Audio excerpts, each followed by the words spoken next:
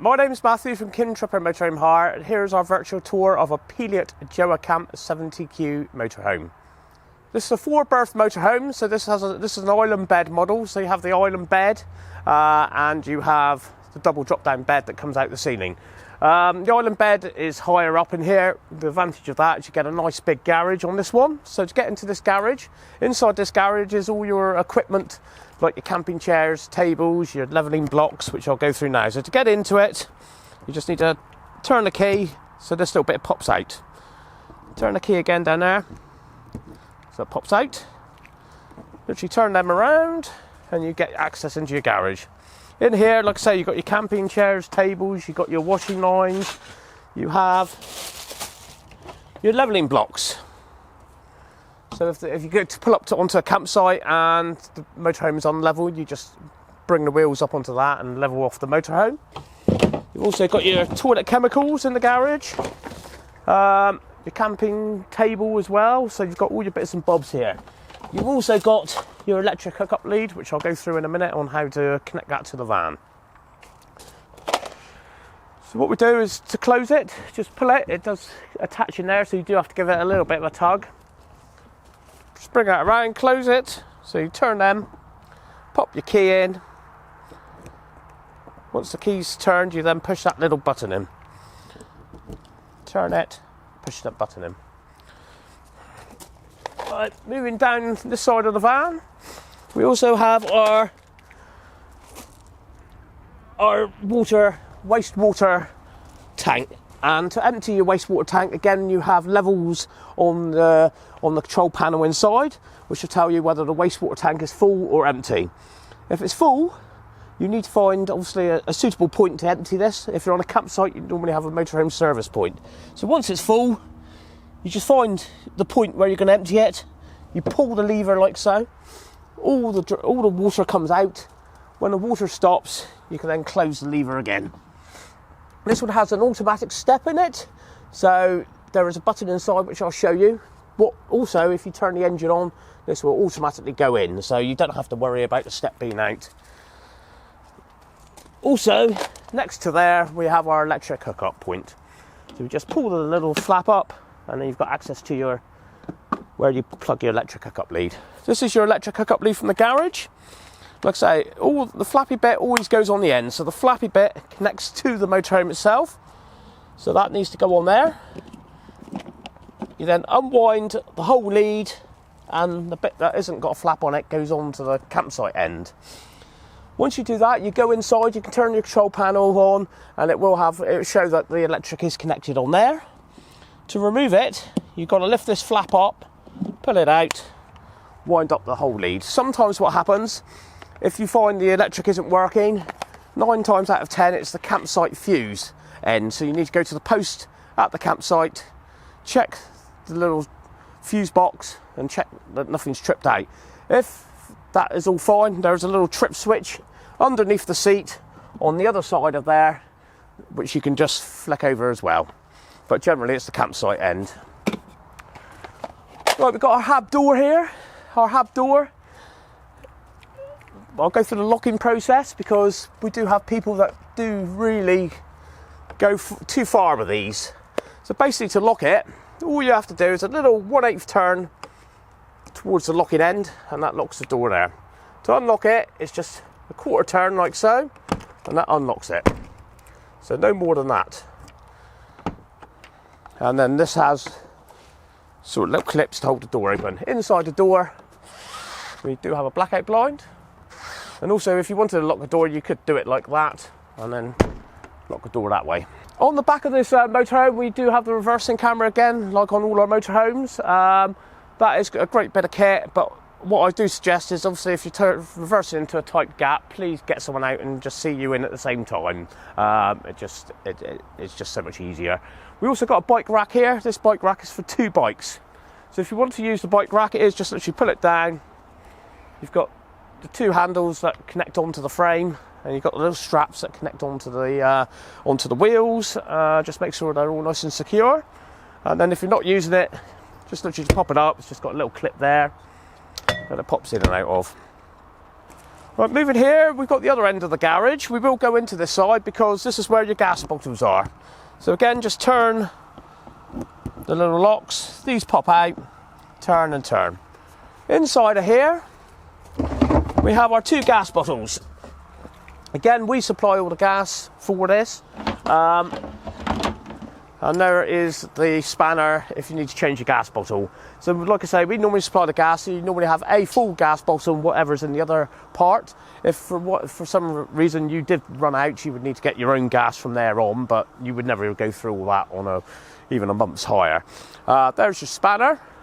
So what you basically do, if you think you're tightening it, you're actually loosening it. The threads are opposite way around on the gas bottles. Coming onto the mechanism here, so if you need to turn, so when you're driving, it's always, gas is off all the time. So when you get to your site or wherever you want to get to, you need to open the gas up. To do this, you turn this anti-clockwise, fully open. So fully open, and then what you do is you press this little button on top. Press that, hold it in for a few seconds, go to your gas hob and check that you've got gas coming through to the hob. And once you've got gas through to the hob, you can then use your hot water and other appliances. We also in here have all your hose pipe. You've got a 6-metre hose pipe to top the water up.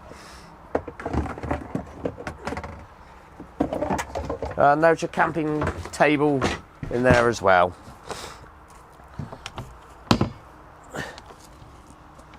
And then to close it again, you've now turned the gas on, so you want to close the door.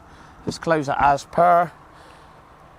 Pop your key in, turn it, push the little lock in. Coming down the side, we do have the water fill up points. Like I said, we've got a 6-metre hose. On arrival or at the start of your hire, we'll make sure your fresh water is fully topped up. Once it's empty, you will need to go to a campsite or be on the campsite, and you've got the 6-metre hose where you can connect to the tap, pop the hose pipe in the end here, turn the tap on. As soon as water comes out the end, you know the tank is full. Next to this point here, we have our cassette toilet. So again, just that key there, pop it in, open the door up, and in here you will have an indicator telling you when the toilet is full. Once that indicator is full, you will need to come to here. You need to make sure the toilet is closed before you pull the cassette out. Once you know that's closed, you then got this little green lever down there, push that up, pull the toilet towards you, take it to the chemical disposal point, undo the lid, which is very tight today, empty everything out by pushing that green button in, which lets air in as you're tipping the fluid out. Once it's empty, I normally give it a bit of a rinse, pop your toilet chemicals down there, whether it's a sachet or in this case at the moment we've got liquid in there. You just put a good slug of the liquid in there, pop it in and just push set back in place. Coming down the outside here, this is where your petrol and your AdBlue is. So this one does do AdBlue. Petrol is full out, AdBlue's full out. Petrol's, then you need to make sure it's all full before you come back to us. Coming around here, if you need to get to the bonnet, you've got a little lever in here. There shouldn't be many reasons why you need to go into the bonnet, because we do make sure the oil and wash fluid for the windscreen is fully topped. But if you do need to go in, you just need to pull that. Come around the front. There's a little lever around here, just off centre, on the right hand side, and then you've got access to your bonnet. So you've got a selection of switches there. For the step, it's the second one in on the end. So that one there is not the step, it's this little one here. So just push up and down. The only thing I would say, if you've got kids, try not to have the kids standing on it while pressing that, because it will break the mechanism. Also, like I say, when you turn the engine on, the step will automatically close. So when you get onto site, the first thing you need to do is power up your control panel, which is up here. To power that up, you've got this big square switch with the 0 and 1 on it. You need to press that down. This unit will then fire up. It does take a little while to load, maybe sort of 20-30 seconds. Also, what we do have down here, you've got your 3-pin plug. You've got your light switches here. And that there is your awning light. So that furthest one is your awning light. While we're here waiting for that to load up, all our windows do have blackout blinds. So the blackout blinds, you just pull that up and then just release that, pull it down. Or if you want the fly screens, you just pull the fly screen down. To open these windows, they've got 2 little buttons here. Press the button in, pull the lever, open the window, and they've got these little bits on the side.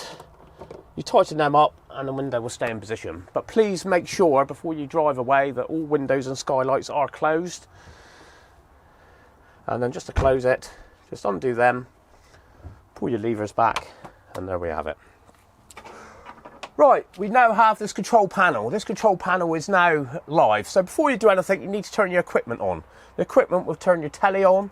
The bed will then work. So really you need to turn all your equipment on. Here you've got a battery, your leisure battery condition, which is 12.7 volts, which is very good. As per all our motorhomes, we do have solar panels on all of them. These are your lights, so lights on, off. You need to turn your water pump on, else you will get no water at the tap, so you won't be able to flush your toilet. This tells you how much wastewater you have in your wastewater tank, and that's your fresh water. So at the moment we have no fresh water, and it's 25% of the wastewater tank is full. As we go into here, we have our heating and hot water controller. You need to turn that on. And basically we'll go through this. So what we need to do first is literally make sure your gas is on, or make sure your electric hookup is on. Once you know what you're doing, you might be on electric hookup, you then need to go in and tell the motorhome that you're on electric or gas. So you literally turn this knob. Once you want to confirm, you press this knob in, and then you've got gas. Mix. So it's going to go into a fault code because we have no electric or gas on. So you've got gas, you can select gas, or you can have a mix, or you can select electric. So I'm going to select electric too. Press that in. You then can go down if you wanted and set your time. Your time is this little clock down here. Press that and you can just go up and down. So at the moment it's around 12ish, shall we say 10 past 12. Again, click to confirm. What you then need to do is go into your hot water. So this little sign here is your hot water sign. Press it. You either have eco, hot or off. Eco is 40 degrees, hot is 60 degrees. So you select which one you do by pressing the knob again. You then go into your heating, which is the little motorhome on the end. Press in there, set your desired temperature, so say 20 degrees. Press that in. And then you can then go to your fan speed, which is just for your heating, because that governs the speed of the heat that's coming out of the vents, because it's blow air heating, so you might want to go eco. If for some reason you get an error code, which we do have, you've got a little warning sign here, plus it came up E105. What you can do is go into your spanner at the end, press there, go all the way to the end, and you can press reset. You press reset once, reset twice, it'll go into this initiating sort of thing.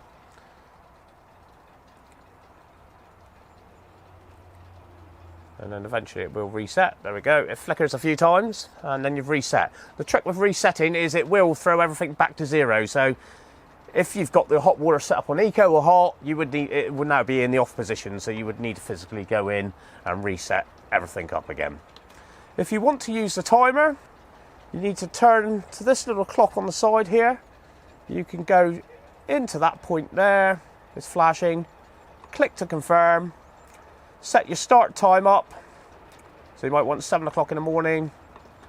End time, you might want 8 o'clock in the morning. Your heating, so you need to set your desired heating temperature. So I want the heating to come on and maintain at 20 degrees. I want the hot water to come on eco.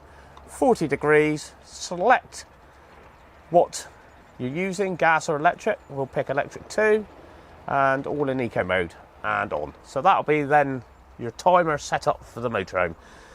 Before you drive off, you want to make sure all your control panels are off, so you just come back out of there. If you need to turn this control panel off, just press it for about 4 or 5 seconds and it'll go into the off position. Again, what you need to do is just turn that into 0, and then that's on the off. That's all your panels off then. Right, we're in the front cab here. This one's got quite a nice stereo on it. It's a full screen one, which is the only one in all of our motorhomes that are like this. Our reversing camera is on this little unit here. We also do have this kind of thing here that you can put your iPads or whatever in. And then at the front here, like I said, it's just a general, same as sort of most sort of vans or your indicators and things. You do have controls on the steering wheel to turn your stereo up and down, and you can get your phone into this, and you can answer your phone via the stereo if you wanted to. These are all captain seats. These captain seats, I would always make sure they're forward. You've got a little lever on the side here, so you just make sure they're fully forward. Pull that lever, the chair will turn around, so it goes to the table there. This also does the same thing, and then to pull it back, you just literally swing it around, make sure he clicks in, there. Also, for the front, we've got a couple curtains. You just pull your curtains around. They've got magnets in these little bits, so you just pull the other one round, the magnets pull together, and that makes it nice and dark at night for you. This table, you just can literally turn around like so, and then you've got your captain seats so that everyone can sit around and have their food. And then obviously before you drive down the road, make sure he's back in the same position. Coming around here, obviously we need the equipment. So when we put the equipment on the control panel, like I said, you need to do that to function the bed. Part of working the bed is you will need to take this cushion down. You will need to take this cushion down and lay that cushion flat. So all the cushions are out of the way. You then pop this down. It will interfere with the cushions, so the cushions do have to be moved on this one. And the bed actually comes down quite low on this one. So you've got your ladder there. You can put your ladder on. You've got a light over the bed again. And you've got your netting. So if you've got young kids, you can put the netting up, or if you don't want to use your netting, you can just tuck it in under the mattress there. And then when you finish with it, just pop him back up again. And then once he's up, you can then put your cushions back in there. We do have a TV in this one. Again, you have to tune it in every campsite. Even if you move a mile down the road to a different campsite, you do have to tune this telly in. This telly does pop out, so you can either watch it in that bed, or the kids can watch it in their bed. So depending who wants to watch it, you need to obviously turn the telly on. You need to go into your menu. You need to go into channel, and you need to tune in DTV. You don't need to tune in ATV, just DTV. That'll pick up channels. We can't guarantee you're going to get channels everywhere you go if you're in a valley or whatever, but we do have DVDs on board if need be. We also have a window skylight here. Just press that button in, like so, pull it towards you, and then you can lock it in place. You've even got a shallow or a shallow one like so. And then before you drive off down the road, just make sure it's in and clipped up out the way. So in the kitchen we have a gas hob. Like I say, you need to make sure the gas is on. What I do is come here, push your little gas knob in. You've got a little sparker here. Press that, and then you'll get gas coming through. Again, once you've used this gas hob, just leave it 20 minutes, half hour before you put the glass down, because that will shatter into a million pieces if it goes down onto hot area. You have your sink, you have your gas cooker and gas grill there. Again, like all our motorhomes, they all come fully equipped with all your pots, pans, cutlery, like I say, mugs, you know, everything you can think of. Also that side's got some glasses and stuff in it as well.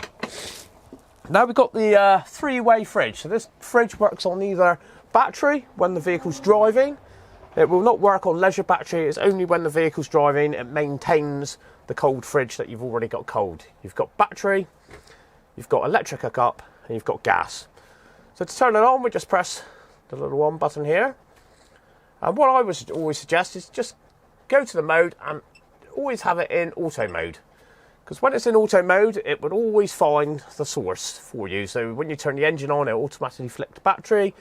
When you go on site and you turn your gas on, it'll find the gas, or if you plug the electric hookup and lead, it will sense the electric hookup lead and go on to electric. So that's the mode. You can also change whatever manually if you wanted to. So I say keep it in auto, and then you've got a little temperature thing here. You just set it probably around 3 or 4. To get into this fridge, you've got 2 little lugs here. You pull those lugs back, get into the fridge. You have a freezer compartment, like so. And once the fridge is on, you can just leave it on then for the whole of your holiday.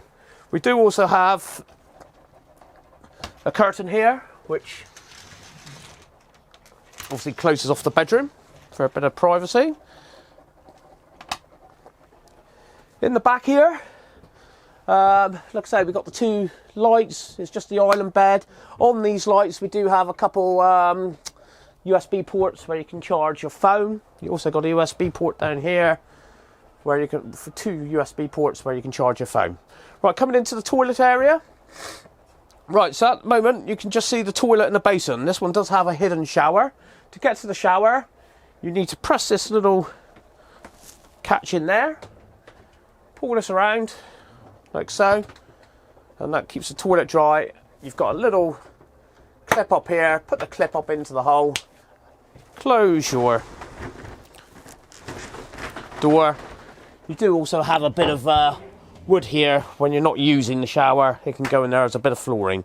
So once you finish with the shower, pull that down here again, but make sure that is down, because if it's up you're going to break everything. So you need to make sure that's down before you pull this back. Just click it back into gear. Then you've got this little bit of flooring that can go in there, like so. Coming into the toilet area, here is your toilet. So these are all your toilet levels. So it'll tell you when it's full, when it's half full. You've got the button there, so you need to make sure your water's on the water pump. Make sure the water's topped up, and then you press that button, which will then put water into there. You then need to open it, like so, and then let everything go down into there, close it, and close the lid. This toilet does actually move, you can move the seat to different angles. Now that's the virtual tour complete. I hope you enjoy your adventure, and if you get any problems, we're always on the end of the phone as well.